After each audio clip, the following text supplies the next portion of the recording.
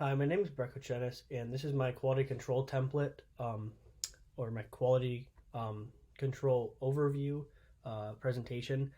Um, each of the SOPs are from my critical path diagram, and I have them all labeled out. I left two of them out just simply because they didn't really correlate with this too well. It was they're kind of in their own category, and I just thought it'd be easier to just take those two out. So, as you can see here, I got project charter, my requirements, project research, budget, project updates, and my project evaluation. So the process steps for each of these are kind of different. I try to make everything kind of follow the same guidelines because I like having a rhythm and a routine. So I kind of like to have these all kind of follow the same path. Towards the end, you'll see they're kind of follow the same rules and stuff, but at the beginning, they're quite different. So the project charter, for example, for the process steps, I'd like to make sure that the document is completely filled out and done thoroughly. As you can see, this is kind of follows the same guidelines for each of the critical path titles that I put in here. They each kind of are, get the work done, get it done correctly and thoroughly, and add more if you can. Therefore, down the road, boom, you already have extra work done. You don't have to go back and redo things. For the input and output, I have a couple of them have the outputs, and then a couple of them also have the inputs. This was just because in order to make this quality control plan and in order to make sure that it's done correctly, I decided to use inputs on a couple of them and outputs on a couple of them. For example, the project charter, the output for this step will lay out the foundation for the project and create ideas of the direction that the project will take. I thought that was necessary for that, and so that's why I chose that.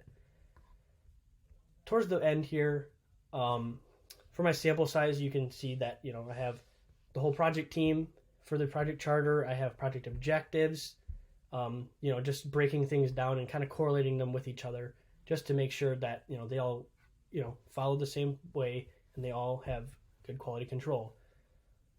For the frequency, as you can see, I have once a week, twice a week, once a month, once a week, and then once a month again.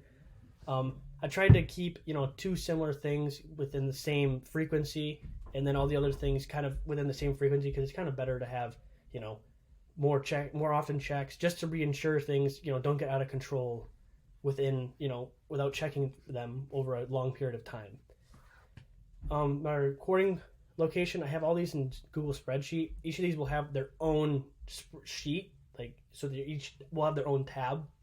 Therefore, if there's any changes or any situations that come up, they each have their own sheet, and you can refer back to that sheet that you need for each title. So that's pretty much it. For the decisions and actions, they all kind of are following the same path as well. I have team meetings for each of these, simply because I think that team meetings, everyone's collaborating, everyone's talking, bouncing ideas off of each other, and I think that that's where people, bring out the best in other people. So I have that as well.